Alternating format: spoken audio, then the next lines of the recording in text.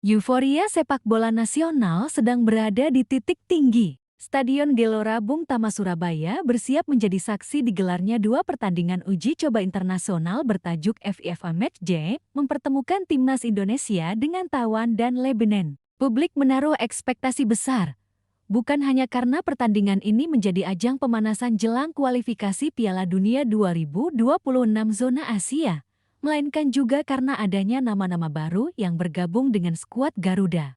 Beberapa pemain diaspora berhasil merampungkan proses naturalisasi mereka dan sudah resmi mengenakan seragam merah putih. Namun, ada pula satu nama yang menjadi sorotan karena belum bisa ikut berlaga, yakni Adrian Wibowo, pemain muda berbakat yang kini merumput bersama Los Angeles FC di Major League Soccer MLS. Manajer Timnas Indonesia, Sumarji, akhirnya buka suara mengenai situasi Adrian. Ia menegaskan bahwa meski sang pemain sudah menunjukkan keinginan kuat membela Garuda, proses administrasi yang berkaitan dengan kewarganegaraan dan paspor membuatnya belum bisa tampil dalam laga uji coba internasional kali ini.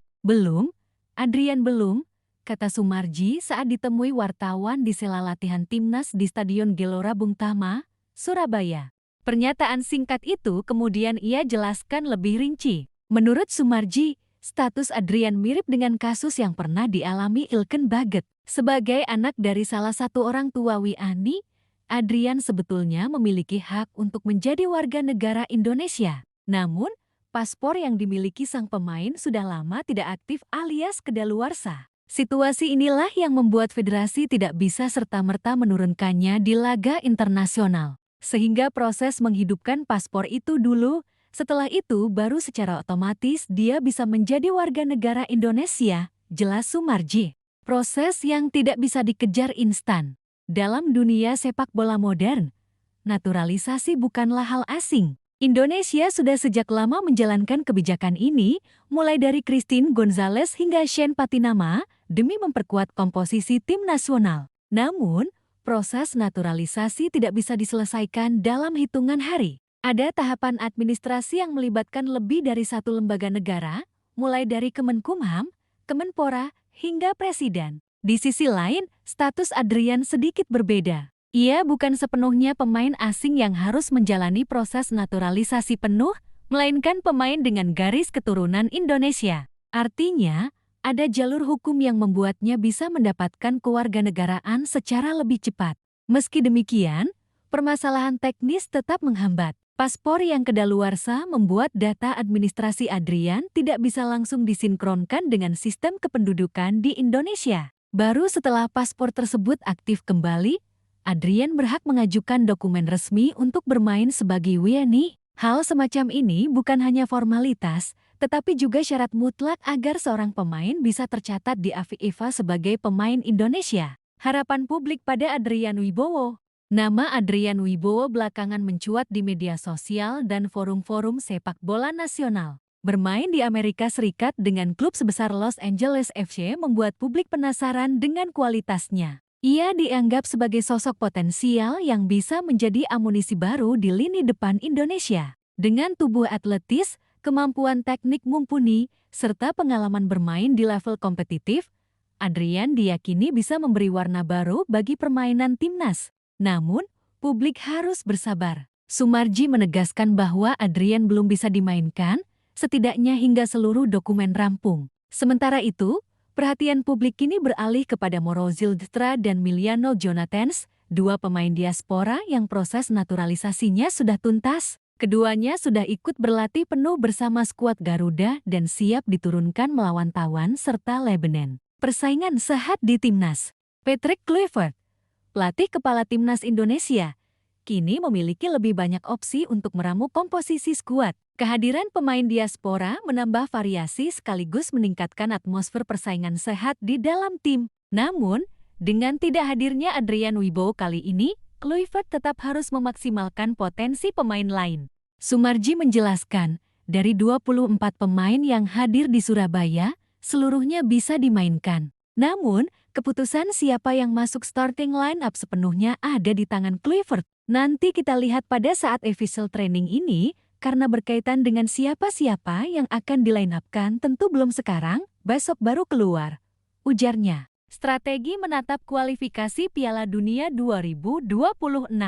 Laga kontra Taiwan dan Lebanon bukan sekadar uji coba. Pertandingan ini juga menjadi tolok ukur kesiapan Indonesia menghadapi putaran keempat kualifikasi Piala Dunia 2026 zona Asia pada Oktober mendatang, di mana Garuda dijadwalkan berhadapan dengan tim kuat Arab Saudi dan Irak. Menghadapi dua lawan yang berbeda gaya, Kluivert disebut-sebut bakal melakukan sejumlah eksperimen. Taiwan cenderung bermain bertahan dengan blok rendah, sementara Lebanon dikenal agresif dan lebih berpengalaman di level Asia. Uji coba ini diharapkan memberi gambaran sejauh mana timnas mampu menembus pertahanan rapat lawan sekaligus menghadapi tekanan intens.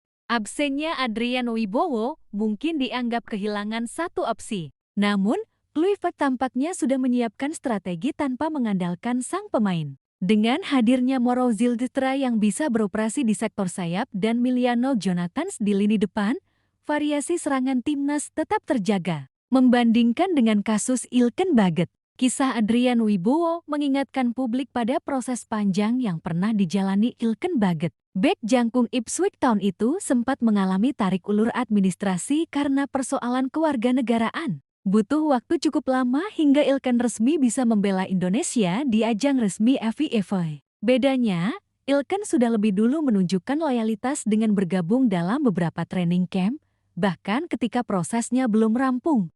Adrian pun menunjukkan sikap serupa. Meski belum bisa tampil, ia tetap berkomitmen hadir di sesi latihan bersama timnas. Sikap profesional inilah yang diapresiasi Sumarji. Baginya, kehadiran Adrian di lapangan latihan memberi motivasi tersendiri bagi pemain lain, sekaligus menunjukkan keseriusan sang pemain untuk benar-benar membela merah putih. Pro dan kontra naturalisasi. Tidak bisa dipungkiri, isu naturalisasi selalu menghadirkan pro dan kontra. Sebagian kalangan menilai naturalisasi sebagai solusi instan yang mengabaikan pembinaan usia muda. Namun, ada pula yang melihatnya sebagai strategi realistis untuk meningkatkan daya saing di level internasional. Dalam konteks Adrian Wibowo, situasinya lebih unik. Ia memang lahir dan besar di luar negeri, tetapi memiliki darah Indonesia. Dengan demikian, ia bukan sekadar pemain impor, melainkan bagian dari diaspora yang sah secara identitas. Kehadiran pemain diaspora bisa memberi dampak positif berupa transfer pengetahuan dan standar latihan modern. Di sisi lain, PSSI juga diingatkan untuk tidak melupakan pembinaan pemain lokal. Harus ada keseimbangan antara memanfaatkan talenta diaspora dan mengembangkan bakat yang lahir dari kompetisi dalam negeri. Antusiasme supporter di Surabaya. Gelora Bung Tama menjadi rumah bagi timnas dalam dua laga uji coba ini. Antusiasme supporter Surabaya dikenal luar biasa. Penjualan tiket ludes hanya dalam hitungan jam, dan atmosfer diprediksi akan memanas sejak menit pertama. Publik Jawa Timur terkenal loyal mendukung Garuda, terlepas dari siapa yang dimainkan.